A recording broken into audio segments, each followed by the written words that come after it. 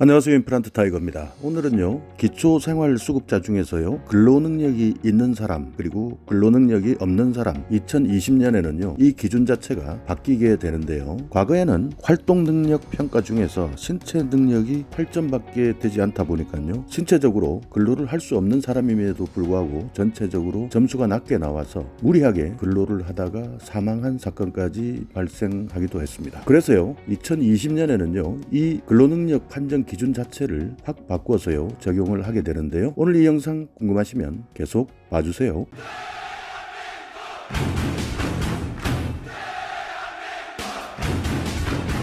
네, 2014년에 근로를 하면서 생계급여를 받던 수급자가 있었는데요. 이런 분들을 보통 조건부 수급자라고 이야기를 합니다. 그러니까 일을 하는 조건으로 기초수급자가 된 분인데요. 일을 하지 않으면 수급에서 탈락시켜 버리기 때문에 일을 할 수밖에 없었던 분이었는데, 이분이 실제 2003년 그리고 2005년에 심장질환으로 수술을 받은 적이 있던 분이었습니다. 이분이 근로능력 자체가 없는 분인데도 불구하고 근로를 할 수밖에 없도록 국가가 근로능력 평가에서 위법한 잣대를 가지고 평가를 했다. 그렇기 때문에 이 수급자의 사망과 상당한 인과관계가 있다라고 해서요, 국가가 1,500만 원의 위자료를 지급하라고 선고한 사건도 있었습니다. 그만큼 신체 능력의 지표 점수가 낮아서 근로능력과 수급자 선정 간 연계가 충분히 이루어지지 않았기 때문인데요. 이런 부분을 개선하기 위해서 이번 2020년부터는요 국민기초생활수급자에 대한 근로능력 평가 기준을 개정해서 고시했습니다. 국민기초생활수급자에 대한 근로능력 평가 기준은요 2009년에 제정이 된 이래 지금까지 7번 개정이 되어 왔는데요. 국민기초생활수급자 신청을 할 때 정부는 의학적 평가 그리고 활동능력 평가를 종합해서 근로능력 평가를 하고 있습니다. 이 평가에서 일정한 점수 이상이 나오면 근로능력이 있다고 판단하고요, 이 일정한 점수 이하로 나오게 되면 근로능력이 없거나 또는 자활근로 등의 일을 해야 생계급여가 나오는 것이었죠. 개선 항목을 한번 살펴보면요, 기존에 15개 항목 26개 평가 기준이었던 것이요 4개 분야 10개 항목 그리고 19개 평가 기준으로 조금 더 세분화되었고요, 점수도 60점 만점이었던 것이 75점 만점으로 바뀌었습니다. 여기에서 보시듯이요, 신체 점수 8점, 인지 점수 32점, 알코올 4점, 취업 가능성 16점 이렇게 평가해서 총 60점이었는데요. 특이한 것이 신체 점수가 8점에서 30점으로 바뀌었고요, 인지 점수는 32점이었던 것이 2점이 빠지면서 30점으로 변경되었습니다. 알코올 점수는 4점에서 3점으로, 취업 가능성은요 16점에서 12점으로 변경되었습니다. 그리고요, 단일 척도를 0점부터 4점까지 주던 방식에서요 항목별로 다양한 척도를 적용할 수 있도록 0점부터 5점까지 1점을 더 항목 점수로 추가했습니다. 자, 그러면요 근로능력 없음 기준 점수를 한번 또 살펴볼까요? 간이평가 항목 중에서요 체력이 3점이었고 만성 증상이 3점, 알코올 의존이 3점, 항목의 점수 합계가 평균 3점 이하여야 했던 점수가요 신체 능력 평가 항목 중에서요 운동기능 점수 합계가 10점 이하, 그리고 만성 증상은 점수 합계가 3점 이하, 인지능력 평가 항목 중에서 자립성 및 사회성의 항목별 점수 합계가 13점 이하로 바뀌었습니다. 또 의학적 평가 1단계는요 36점 이하이던 것이요 55점 이하로 바뀌었고요, 의학적 평가 2단계 44점 이하이던 것이요 63점 이하로 바뀌었습니다.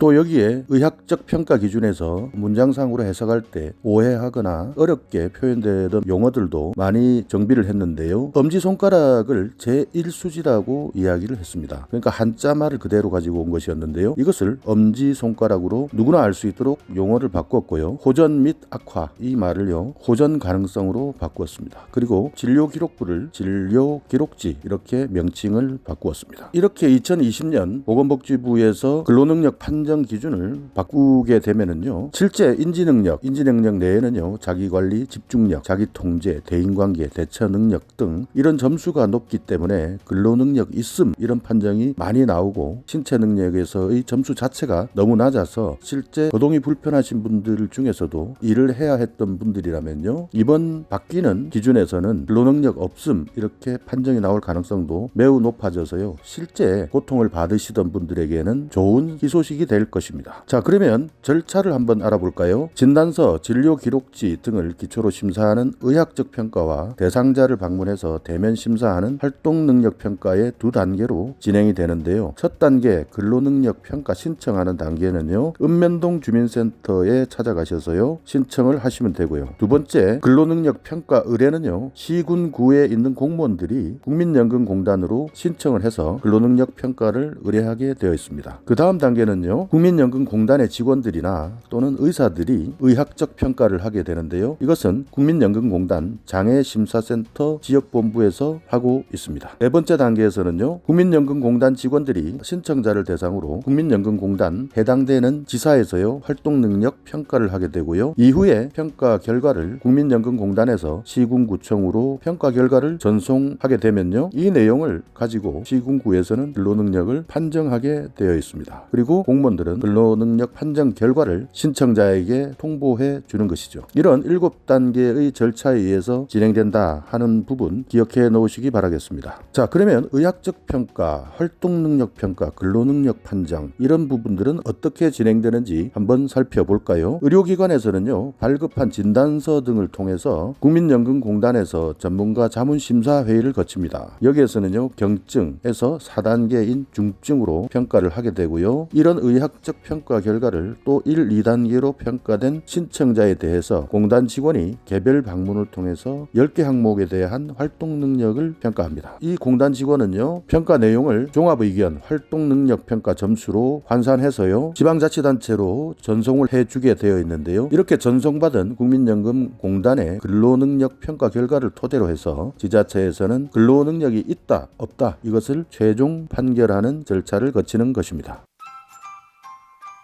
자, 이렇게 2020년 바뀌는 기초생활수급자의 근로능력 판정 기준에 대해서 알아봤는데요. 오늘 이 내용을 잘 참고하셔서 실제 자기가 처해 있는 상황에 맞게끔 근로능력이 있으면 있는 대로, 근로능력이 없음에도 불구하고 어쩔 수 없이 노동 현장으로 끌려나가야 되었던 분들이 있었다면요, 오늘 이 정보를 잘 참고하셔서 2020년부터는요 자신에게 맞는 기초수급자의 혜택을 받아보시기 바라겠습니다. 자, 오늘 이 영상 여러분께 조금이나마 유익한 정보가 있었다면요, 오늘도 구독 그리고 좋아요 부탁드리겠습니다.